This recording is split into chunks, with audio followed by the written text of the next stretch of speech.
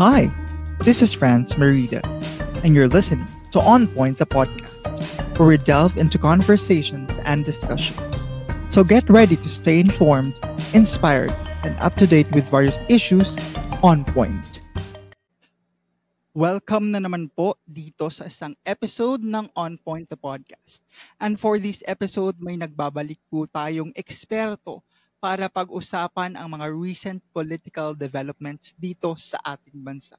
Everyone, please help me welcome mula sa University of Santo Tomas Political Science Department, Professor Paul Mica Francisco. Professor, thank you so much for saying yes to this conversation. And finally, welcome back po dito sa On Point, the podcast. Okay. So magandang hapon, Joshua, at sa iyong mga tagapakinig. It's nice to be back. No? Medyo nahirapan tayo sa schedule pero sa wakas, nagkatugma din. Yes. And nais ko lamang pong magpasalamat again for squeezing me in sa busy schedule ninyo because the past few weeks, days, alam ko maraming nangyayari sa ating political landscape, and sa mga panahong ito, kailangan namin ng ekspertong tulad ninyo, no, para himayin kung anong kaya nating himayin upang kung saan man makarating ang pag-usap na ito ay sana'y makatulong tayo sa atin pong mga kababayang Pilipino. And again, thank you. And bilang panimula, no, sa ating pag-uusap, sabi ko nga kanina, in the past few weeks or even days, no, ang daming nangyayari, ang daming pasabog, left and right. And hindi ko alam kung saang unahin. So, bilang kayo po ay matagal nang nagtuturo at nagmamasid sa mga movements, no, political movements natin. From your vantage point, Professor, how do you make sense in all of this? I mean, I don't want to call it kaguluhan, but it seems na yan ang nangyayari. No? How do you make of this? How do you digest all of this from the corruption issues, of course, pasabog ng isang dynasty na isa daw allegedly nagdadrugs yung kanyang kapatid. How do you make sense in all of this para hindi tayo masyadong ma-overwhelm, and then plus the rallies over the weekend? I mean, how do you process all of these things? Okay, unang-una, no, gusto ko lang ipaintindi, no, sa ating mga taga-subaybay na lahat ng nangyayari actually, corruption, no, itong mudslinging sa ating politika, hindi naman talaga siya bago. No, kumbaga kung meron mang bago dito ay yung way na nakukuha natin yung information, kasi meron tayong social media, meron tayong mas mabilis na paraan to get information. Siguro kung titingnan natin kung paano ba ito nagsimula, pwede natin balikan, no, yung mga dumaang bagyo bago yung SONA nung huling SONA ni President Marcos Jr. na maraming binaha, maraming nasalanta ng nung bagyong iyon. Tapos nung SONA nga, doon niya ngayon binitawan yung kanyang statement na mahiya naman kayo. Na after a few days after that SONA, so basically parang siya, that was the first time. It was a very unique SONA for me because may kita mo na mas gumamit na siya ng mga salita or ng mga gestures na mas makaka-relate sa mas nakakarami. So parang siya, no, parang slowly mas nagiging quote-unquote informal siya. And it's a way, no, to capture yung ordinaryong tao. Tapos syempre ang tinalakay niyang issue is very important dun sa mga ordinaryong tao, especially during that time, kasi nga ito yung panahon na maraming binaha. So may kinalaman siya sa flood control, and eventually sinimulan niyang i-expose yung mga ganitong itong mga contractors. Then you had investigation sa Senate, no, although and sa House of Representatives. Kaya lang ito kasi ay mga investigation na hindi naman talaga magpaparusa dito Mhm. sa mga guilty kasi nga sila ang kapangyarihan ng Kongreso, no, both Senate and House of Representatives, Mhm. ay mag-imbestiga in aid of legislation. Mhm. Eventually, lumabas yung mga expose, no, itong mga tao from DPWH, then nadamay na yung pangalan ng mga congressmen, then we have this, no, so magkakaduktong siya no, so para siyang domino na nung bumagsak yung isa, tuloy-tuloy na siya, Mhm. no, and nadamay na yung mga senador, then the ICI was created. Basically ICI hindi niya rin kayang magano hindi niya rin kayang magparusa kasi nga hindi naman siya part ng judicial branch ito ay parang Mhm. committee that independent commission, I mean, that was created through an executive order. So Mhm. parang ang lumalabas kasi sa kanya parang ano siya,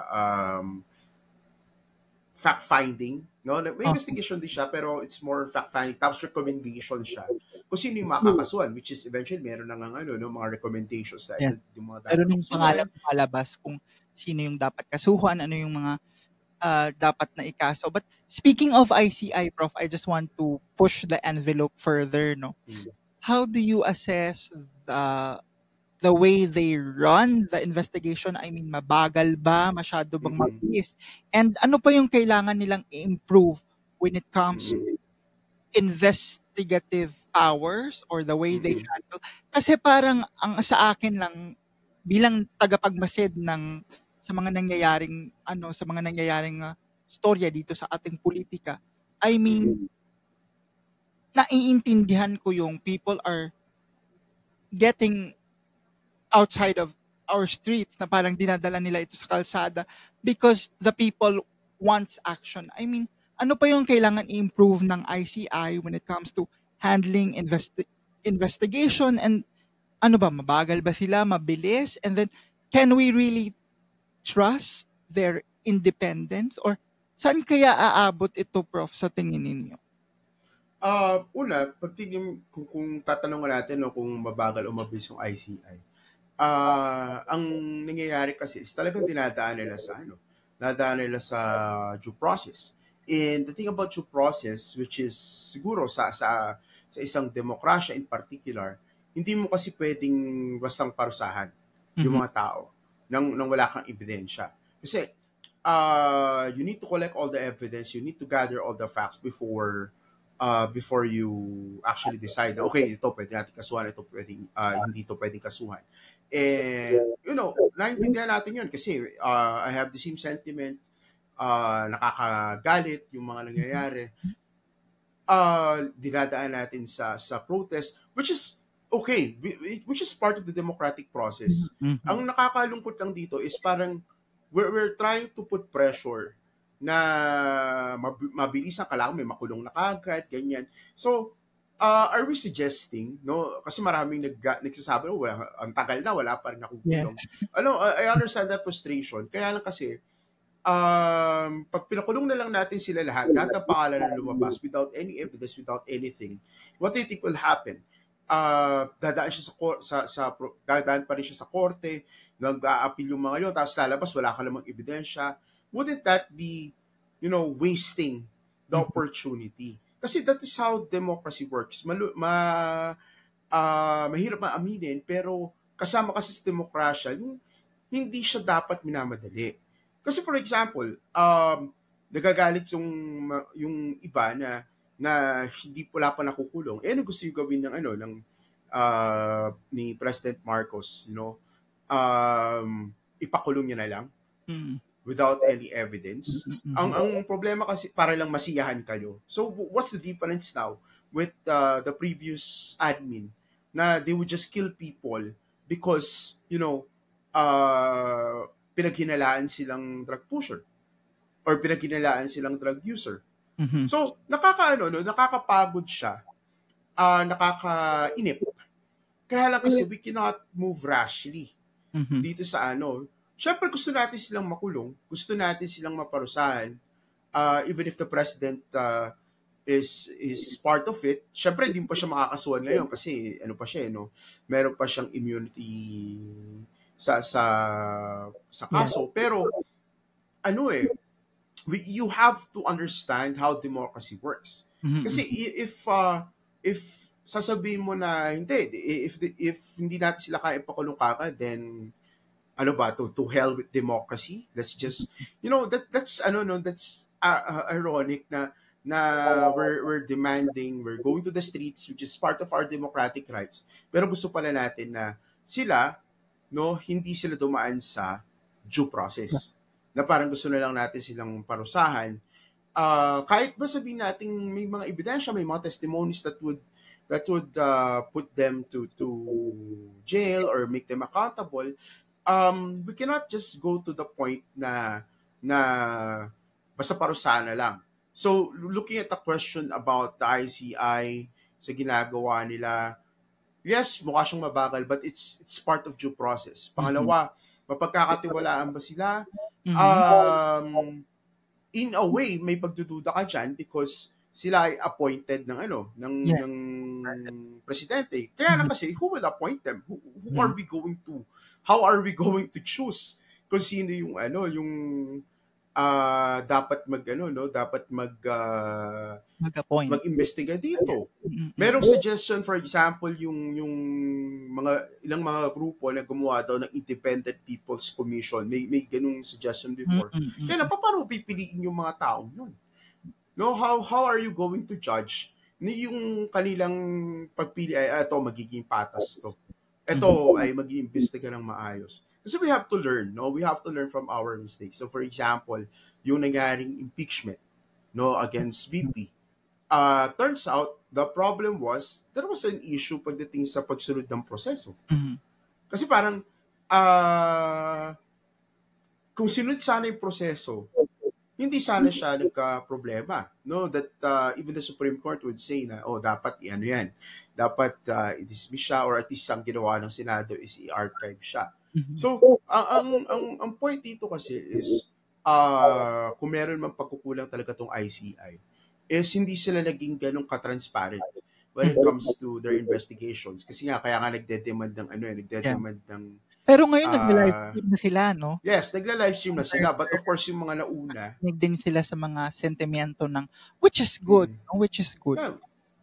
Oo. Kaya lang kasi, double-edged sword din eh. Kasi naiintindihan ko din bakit ayaw nila i-live stream nung una. Kasi syempre, ang courts kasi natin, ang proseso natin, it's prone to trial by publicity. Yes, baka maunahan. No, diba na para bang bias kayo ganyan, hindi niyo parang to stop that, no? But at least nakikinig din sila eh, parang Kaya lang kasi yun nga, no, let's see what will happen, no, kasi since nag-live stream sila, if they're going to be more Kaya lang kasi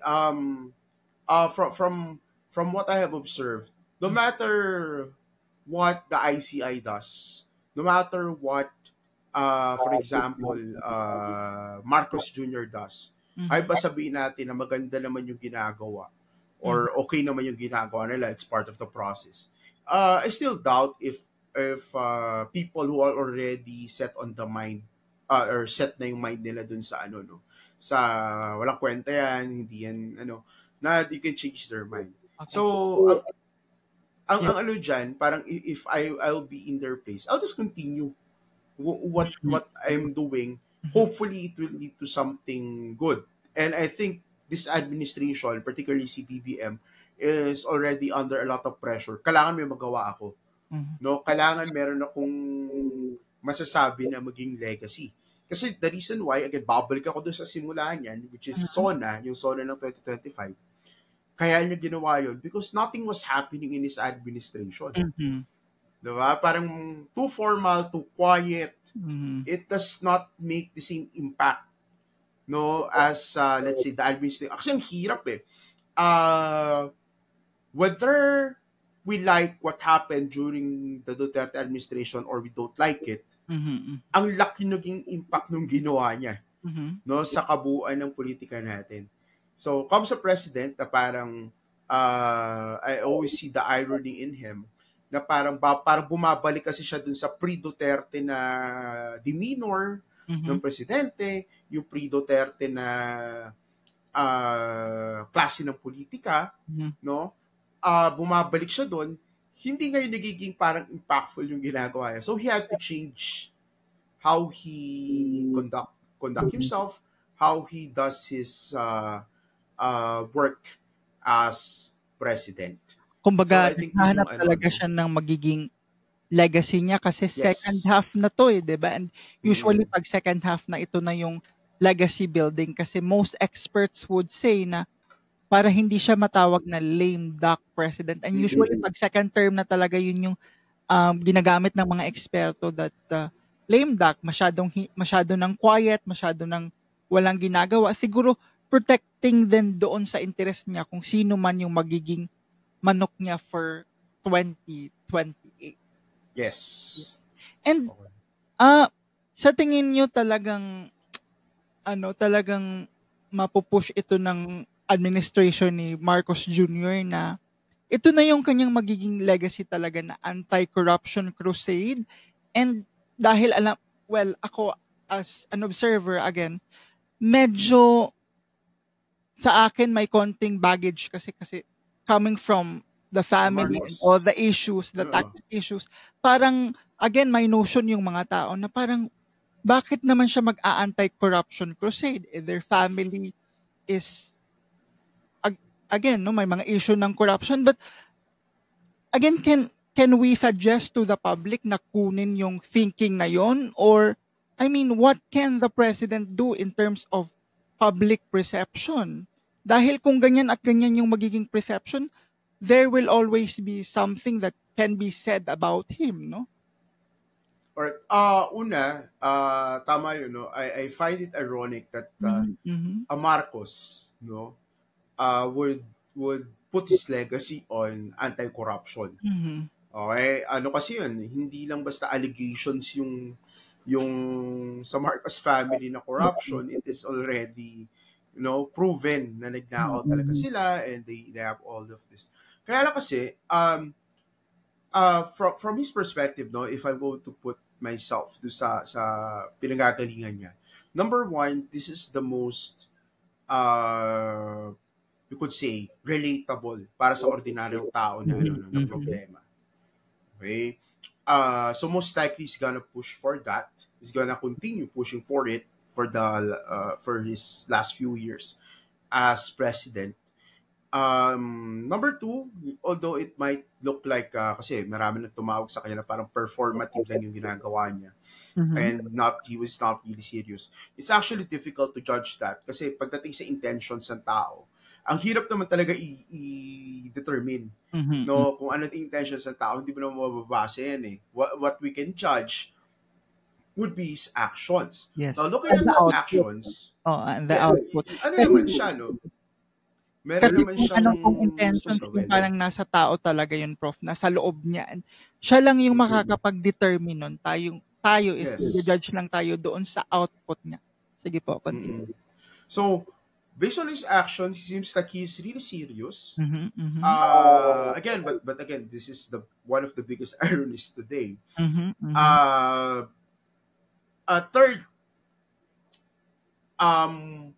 most likely, meron siyang mapaparusahan. Kasi ipipilit yan. Although he will do this in silence, for sure, meron siyang mapaparusahan, meron siyang makukulong eventually. No? I doubt nga lang kung yung mapaparusahan is kakampi niya, which is, hindi naman nakakagulat na, no?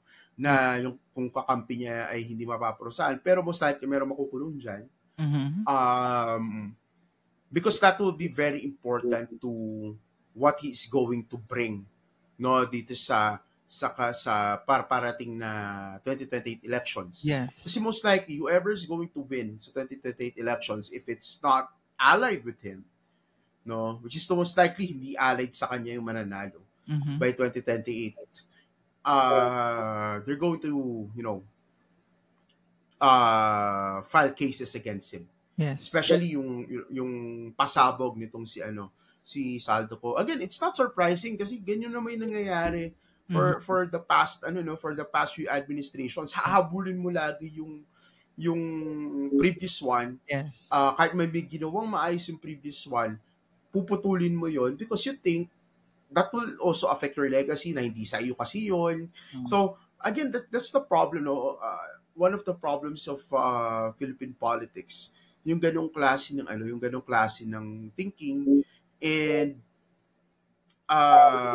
he has to really make sure na may iwan talaga to sa kanya tong legacy na to. But most likely, if he's looking forward to 2028, whoever no yung kanyang patatakbuhin, as of today, hindi talaga sila mananalo. In particular, if I'm going to consider si VP, hindi talaga sila mananalo sa kanya. Kumbaga, kasi ang problema ngayon, hindi naman mahalaga kung ano yung totoo or hindi. Hindi na mahalaga kung ano yung may ebidensya o wala. Kasi these people, for example, yung mga supporters ni VP, mga DDS, paniwalang-paniwala sila kaagad kay Gudesa at saka kay Saldico. yes. When in fact, itong mga taong to, nagsalita lang sila using, kumbaga, these are just testimonies. Yes. Yung kay Saldico, hindi naman talaga siya ganun katibay. Yes. No? Parang circumstantial evidence lang siya. So, it needs more investigation. Kumbaga, you need more evidence. Pero, they would already praise these people na sila lang yung sasabi na totoo. Ngayon, you have a lot of evidence against the VP. Pero, hindi raw totoo. So, again, you cannot convince people if their mindset is already there. And I think these people are those who would justify everything, who would rationalize everything. Kasi nga, they want to protect yung kanilang sinusuportahan. So, that's the problem right now. No, I think looking forward, this is going to be the problem of Marcos Jr. That after his term, he is going to a lot of people are going to file a lot of cases against him. Mag-expect ng parang maraming kasong ifa-file sa kanya because wala na siyang immunity. Ganon. Tapos ginalit niya talaga yung buong DDS kasi nga, syempre, siya yung nagpakulong sa tatay nila diba? Nagpadala sa ICC. Na iniisip nila pag naupo na si Sara, mapapabalik na, which I don't think will happen. Okay. So, yun yung tingin ko, kaya he's really going to push this. And balik tayo doon sa pinakasentro ng kontrobersiyang ito. This is everything about corruption, accountability, and transparency. And from your vantage point, Prof, from where you are sitting right now, sa lahat ng mga experience mo sa pagtuturo, sa pag-observe ng politics and how we do our politics here in the country, I mean, what are the mechanisms, kung meron man, or what are the mechanisms na dapat present sa ating bansa to at least buffer, mitigate, or at least parang maiwasan itong ganito kalaking corruption? Because I understand nung panahon ni Pinoy, there was DAP, PDAP, but I mean, not to compare the amounts, but I guess most experts will say, or observers, na ito yung by far pinakamalaki in terms of amount, no? What are the mechanisms na kailangan meron sana, or what are the mechanisms na dapat ayusin na nandito na sa na ayusin na pinapractice na natin na sana to buffer? Because I believe, no, more than anything else, more than the story of palitan yung mga personalidad na nasa gobyerno, it's all about mechanisms para sustainable siya, no? What are the mechanisms you think na dapat in place or kailangan palakasin para at least we can mitigate or alleviate these kinds of scandals? All right. First, we already have mechanisms, no? You could say anti-corruption, no? Anti-corruption mechanisms, anti-corruption institutions, no? Meron kang batas against it, no? Kasama dyan sa plunder. Mhm. We have the COA, no? Commission on Mhm. Audit, Mhm. which is siya yung nag-check ng paggastos dito ng mga government agencies. So doon rin may mga nahuhuli dyan. Mhm. We have both the Ombudsman and the Sandigan Bayan. Basically sila yung in charge dito sa sa pag-commit ng graft and corruption ng mga members ng Mhm. members ng government. Mhm. The thing is, they have their functions, they have their powers, no? We have the laws. Mhm. However, when it comes to halimbawa itong both Ombudsman and Sandigang Bayan, nagkaka-issue sila usually kapag high profile Mhm. yung mga kaso, no? Kasi doon makita yung yung influence nung mga politicians na ito, especially if they are in high ranking positions, na para bang they can one way or the other influence yung nangyayari proseso, kaya nilang pabagalin, kaya nilang i-delay, Mhm. Mhm. no? Under the guise of due process. Again, this is what's sabihin na natin, what's problematic, no, about the idea of due process. Talagang tumatagal siya kasi nga kasama doon yung yung karapatan din ng accused. Mhm. Mhm. Hindi mo kasi pwedeng, again, hindi, ang hirap kasi nung sabihin na basta obvious na parusahan na Talaga. kaagad natin, no? Mhm. That would not be going Mhm. through the democratic Kumbaga process. tinitignan pa yung mga elemento kung meron ba talaga, kung gaano kalakas. Kasi Mm-mm. kung paparusahan mo lang siya din na kahit na lumabas na yung pangalan niya, again, tama yung sinabi mo na mauulit lang yung ginawa nung nakaraang administrasyon na parang Mm-mm. impunity or something na hindi hinishare yung parang hindi tinitignang maayos yung mga ebidensya. Mm-mm. So, yun nga, may kakulangan sila simply because pwede nating sabihin na hindi pa sila ganun ka-insulated, no, Mhm. sa impluwensya nitong mga high-ranking officials na ito. The law is easily circumvented, no? Mhm. Kaya advantage if you are a politician tas abogado ka eh. Kasi when it comes to circumventing the law, that's one of the things that you do well, no, Mhm. bilang isang abogado. And then on the part of people, no, sa atin, no, sa civil society, Mhm. Mhm. ang lagi ko kasing suggestion diyan, you continue the pressure. You continue pressuring these institutions, trying to balance their power para gumalaw siya, para kumilos siya to actually combat corruption. Mhm. But there's also a problem when it comes to our civil society. Ang civil society natin dito is watak-watak, Oo, hindi sila yung lumahiwalay. group Just looking at Mhm. the big protests, big Mhm. demonstrations. Yeah, Yes, sa yes, September 21, yes. at least to medyo compact kasi meron sa Luneta, tsaka sa Mhm. Mhm. EDSA. Then meron din sa ilang probinsya. Tapos marami talaga. And Mhm. then, yung nangyari nitong November 30, 30. by the numbers, mas konti Mas siya. Pero konti. syempre, meron pa rin sa ibang probinsya. Tapos, Mm. iba pa yung messaging. Mhm. Merong sasabi, ito, anti-corruption lang to. Meron na, resign BBM, resign BBM Yun and Sara. talaga Meron 'no? resign BBM. Wag si Sara kasi siya mag-aayos ng lahat, no? Just like his father. Dapat isa lang talaga yung Di messaging na ba? sana isinisigaw, hindi yung parang paiba-iba kasi nalilito din yung mga Yes. nagmamasid sa gilid-gilid na parang, Oo. ano ba 'to, totoo ba At 'to? saka aside from that, Mhm. yung pressure na binibigay mo sa government institutions, hindi rin ganun katibay kasi you are, no, divided Mhm. when it comes dun sa ano ba talaga yung gusto ninyo. Hmm. So, I think it's meron siyang problema both sides. So, sa institutions natin, meron problema sa sa mga tao mismo. And then, yung binabagit mo kanila about na, yeah, by the amount, siguro, ito na yung pinakamalaki. No, in history, talagang para lumalabas, ito talaga yung pinakamalaki.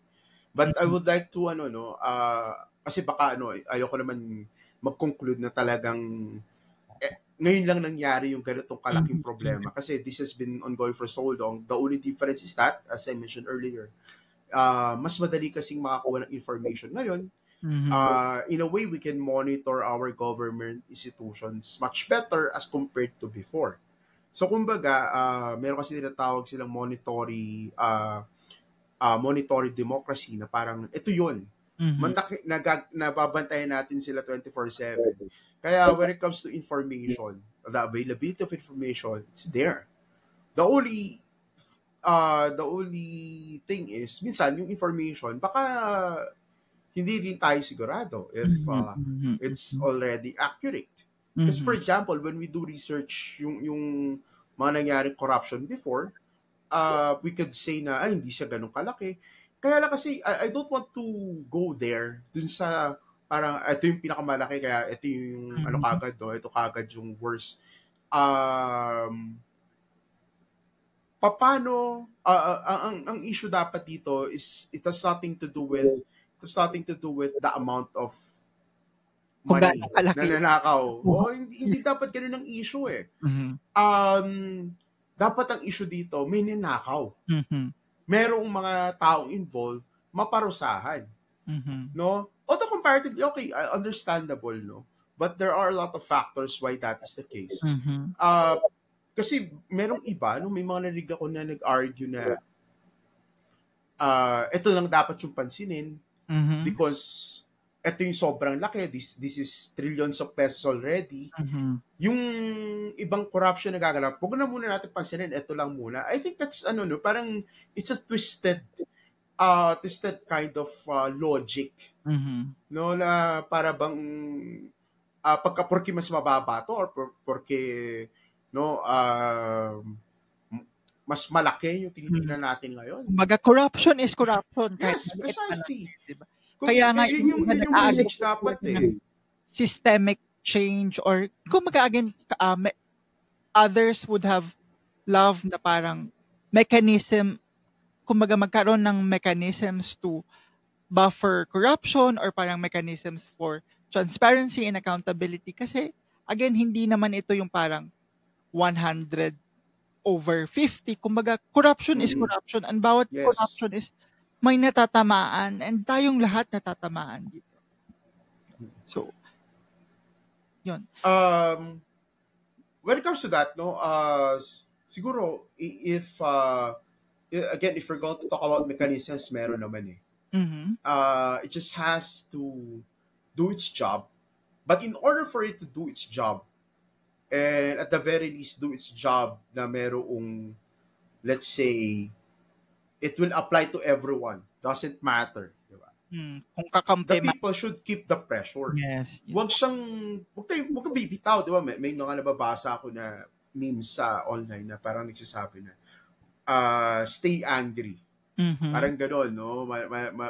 Wag titigil. That's precisely what we need right now. And Mhm. ang tagal ko nang sinasabi sa mga estudyante that pag may ganitong issue, huwag niyong bibitawan hangga't hindi natatapos. Mhm. Kasi ang isa pang trend sa Philippine politics, usong-uso sa atin yung tinatawag na bandwagoning. Mhm. Kumbaga ngayon, uso siya, paglipas ng Kumbaga panahon, sinasabay, kakalimutan siya. tsaka kung wala na yung noise, parang nagwe-weigh down din yung interests, no, ng mga tao.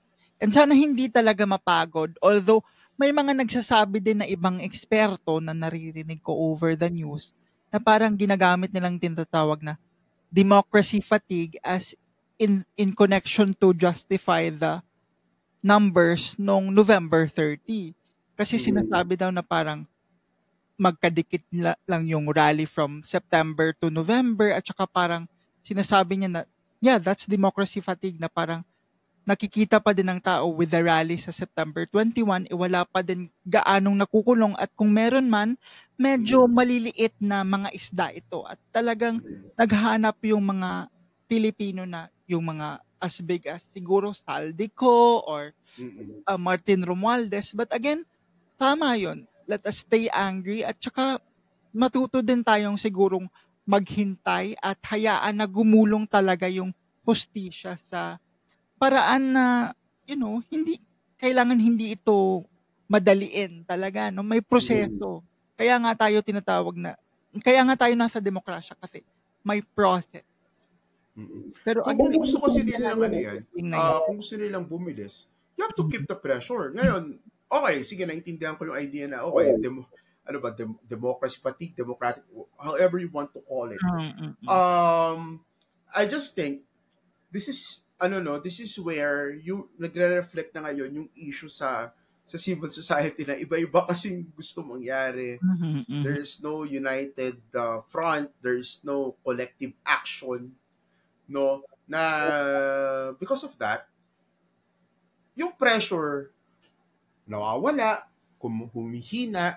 So, again, if you really want things to be, bumilis ng konti, kasi matagal talaga si due process, pero kung gusto natin muli sa konti, you have to keep pressuring our institutions. Hindi tayo pwedeng sumuko. Kasi, at the end of the day, ang kawawa naman dito is yung ordinaryong tao eh.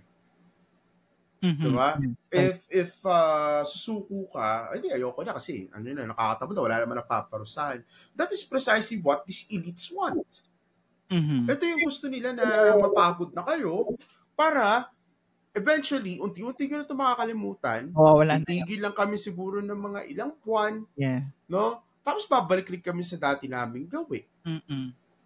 Kumbaga. Diba? And I think that has been our problem for so long. No, kulang tayo din sa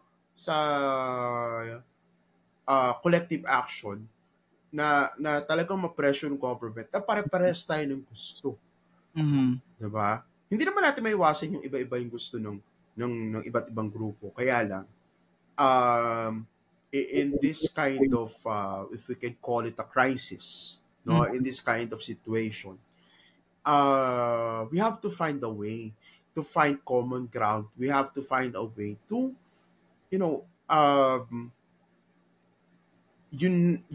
to become united, no, dito sa para may maparusahan talaga ng malalaking pangalan, hindi lang yung maliliit na maliliit na tao. Yes.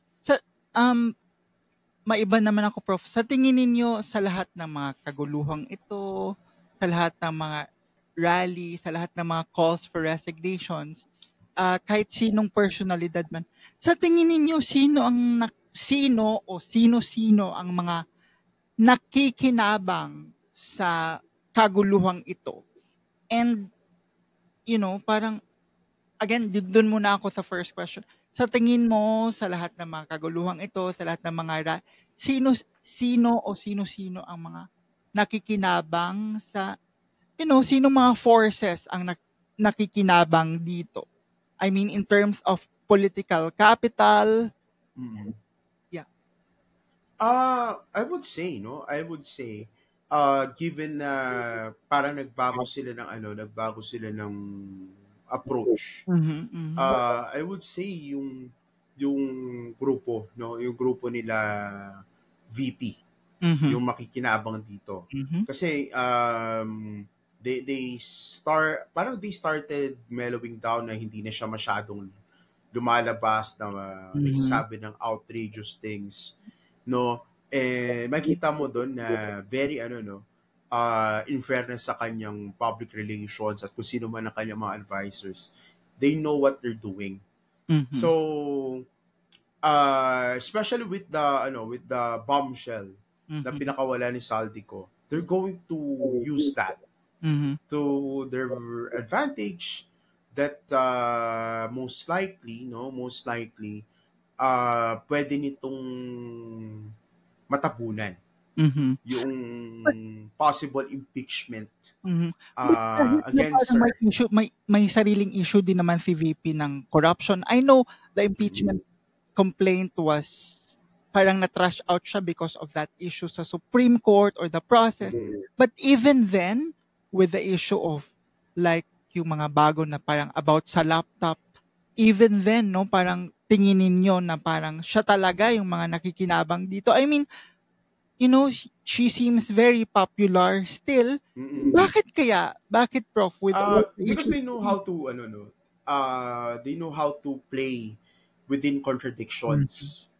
napakagaling nung grupo nila. Even the father is so good with contradictions. Mhm. Kasi napakadali niyan eh.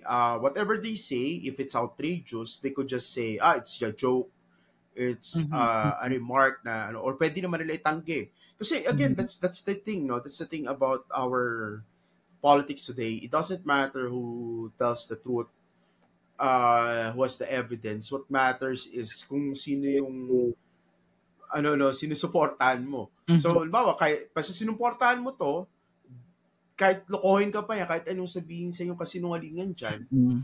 ano pa din? Mhm. Yung pa din yung paniniwalaan mo. Mhm. No? Tapos yung isa, kahit may ebidensya, kahit malinaw na malinaw, hindi naman kita sinusuportahan.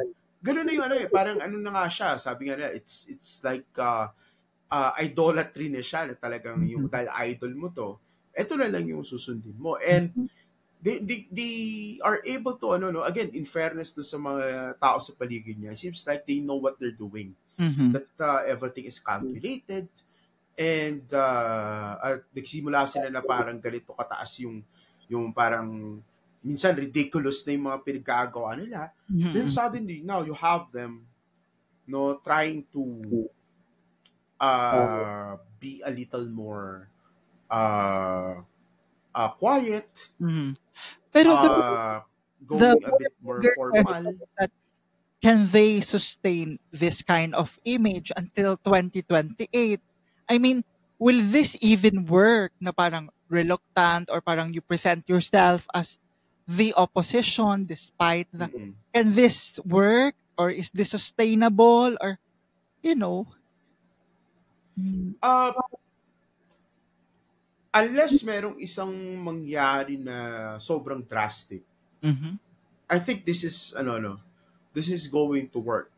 Mm. No, pero hindi, magbabago uli yan ng strategy. I'm predicting magkakaroon uli yan ng parang pasabog, or they're going to say something that will catch our attention. Then magkakaroon ng konting debate, may pag-uusapan uli sila, then eventually it will gagawa sila ng paraan to make it die down a bit. Itong lumabas sa yung sa laptop, sa halimbawa, ito yung Yes. the, Edgy. I'm expecting na meron silang gagawin regarding this one. Aside doon sa statement na nilabas na nagkamali daw yung staff. You see how ano ba to? Paano ko ba i-describe to? How ridiculous that statement is. Mm. Pero maniniwala yung mga tao. Yes. Sasabihin na, especially sa social media, yun naman pala, nagkamali yan. Imagine, that's an official document, magkakamali ka. Yeah. Galing yan sa commission audit, pinasa mo yan, sa'yo galing mismo yan eh. Yeah. Tapos, sasabihin mo nagkamali, diba but people will still buy it. You know the thing about our politics today, possible na nagsishift na talaga siya. Kasi before, kahit meron ka social media, hindi naman nagre-reflect necessarily yung meron sa social media sa reality. Pero right now, it seems like nagbe-blur na yung lines between correct. the real world and the digital world. In a way, the digital world is also affecting the real world. Ito yung this really works for them. Yung ganitong klase ng yung ganitong klase ng strategy. And again, if it's sustainable, if pwede nating sabing feeling is right, sa gagawin nila. Parang kasi siya, push and pull. Na they're going to make a push, maingay sila, biglang mag-hold back, act formally for a while, then you push again, you hold back. Ganun yung And for as long as there are a lot of people, whether they are trolls or they are real people, believing them, spreading the message, becoming viral, itong mga influencers, halimbawa. Yes. People will, ma-maintain yung yung kanyang pagiging popular. Mhm. And kasama dyan yung, again, they are thriving in contradictions. Kasi pwede silang ang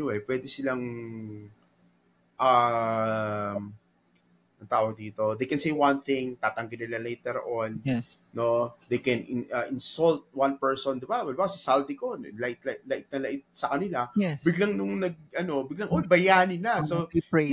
this people, no, they really know what they're doing. Mhm. Mhm. This is all part of their long-term plan Mhm. to continue the momentum so that the Duterte brand, no, will dominate once again pagdating ng susunod na elections. Pupunta naman tayo doon sa opposition. I mean, particularly doon kina Sen. Risa, Senator Bam, Kiko Pangilinan, and all their friends and likes, no?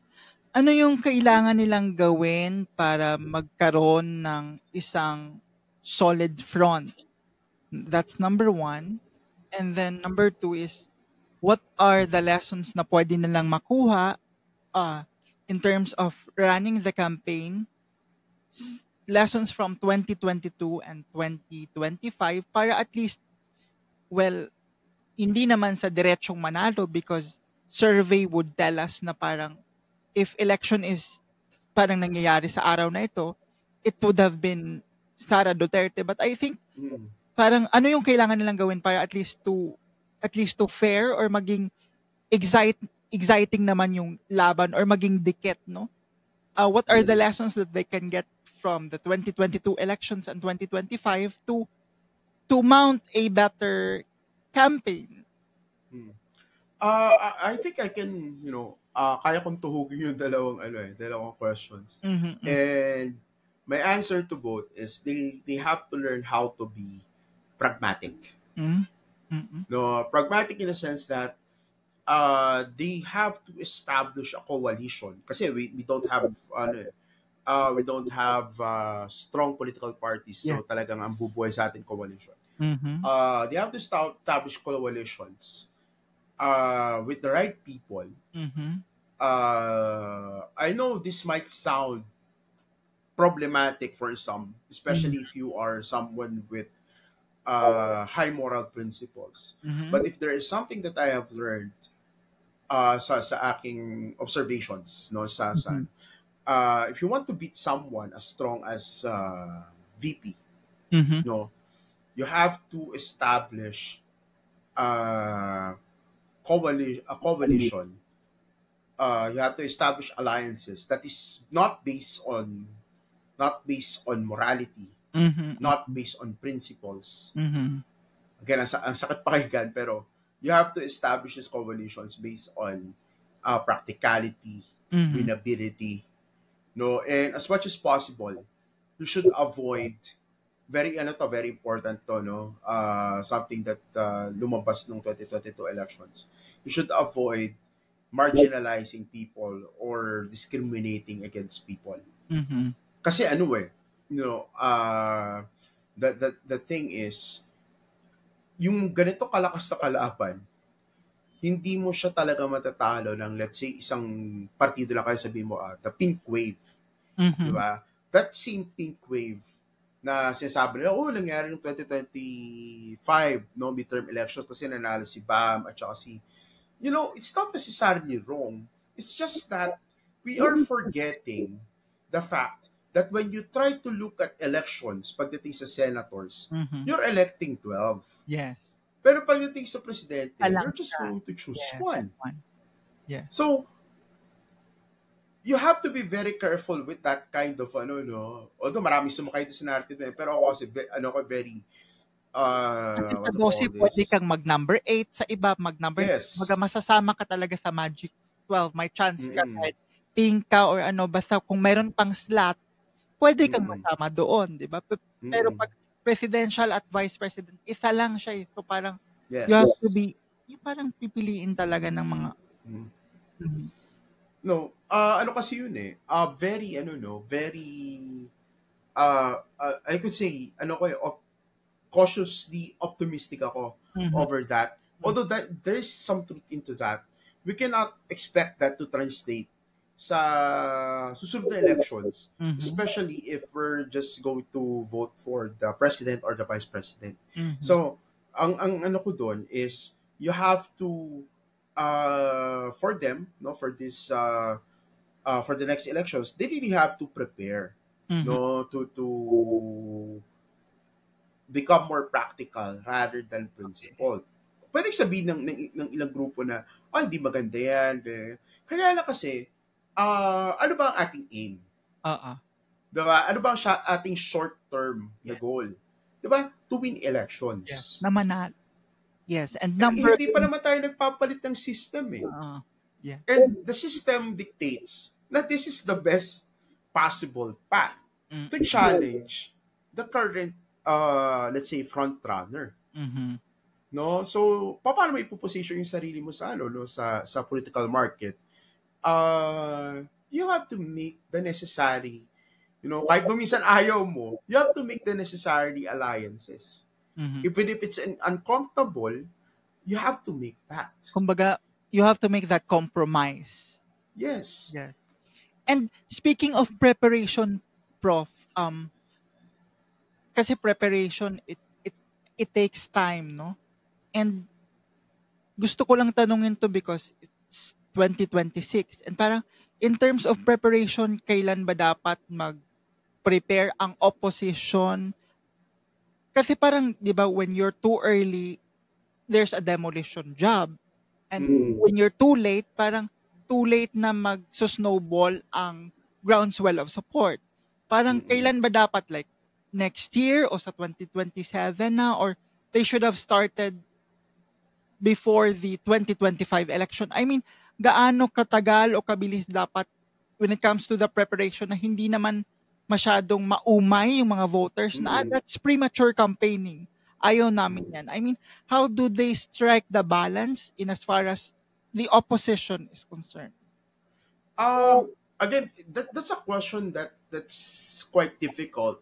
Kasi kailangan mo basahin talaga yung ano, no, yung buong tatawagin natin na ano, no, na political market. Titignan mo talaga, no.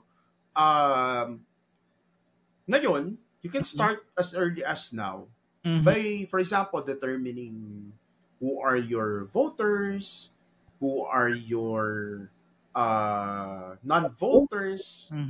De-determine mo na rin yung mga pwedeng maswig na votes. So, maraming research na gagawin. Kaya you can do it as early as now. No? But you have to be very discreet. Kasi nga, syempre, nagsisimula pa lang yan. You have to be very discreet with doing this. Kasi nga, pag nalaman, nagpaplano pala to, no? Yeah. Na tatakbo, they're going to prepare for you then. So, you have to be very discreet with that. Kasi ang obvious pa lang naman na tatakbo ngayon for 2028 sa presidential elections is si VP Sara pa lang. Siya talaga yung very clear. And most likely, mananalo unless merong magyayaring malaking event that will go against her. But you have to do that. At pag na-determine mo na yon, kasi again, it will take time. Pag nagawa mo na yung, let's say, parang pauna mong research or polling, na-determine mo na kung sino boboto, sino hindi, sino swing, that's the time you try to strategize. And part of your strategizing would be you try to determine sino ba ang iyong mga posibleng maging allies. Sino ba yung, nakikita mo na kahit for now, para kalaban nyo siya, pwede nyo siya maging ka-campaignator on.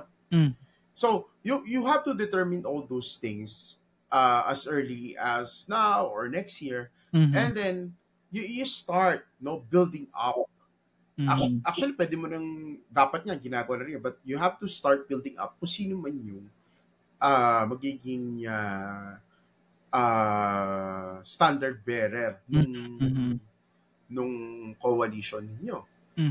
No? And then you try to build the proper brand to attract the necessary number of votes. Yes. No? And then you have to make sure ito kasi isa naging problema ng 2022 with VP Len. Mhm. Yung messaging Mhm. should be very consistent. Oh, tsaka dapat Kasi isa nangyari lang. sa kanya nun, Dapat ano isa lang. iba Dapat isa lang tapos consistent. At saka dapat more time talaga siguro kasi the groundswell of support again, ang hirap ang hirap yung snowball effect ng support, ang tagal, parang ididikdik mo pa sa utak na parang pwede sila or parang bigyan naman sila ng pagkakataon. And this time, it's different kasi alam ko, gagawin talaga ni VP Sara ang lahat para manalo. And survey would tell us na parang kung ngayon siya gagawin, I mean, possibly talaga na siya. And I mean, last question na lang. Yung third force or third personality na lalabas, I mean, meron ba? I mean, do you wish for a third force to come out?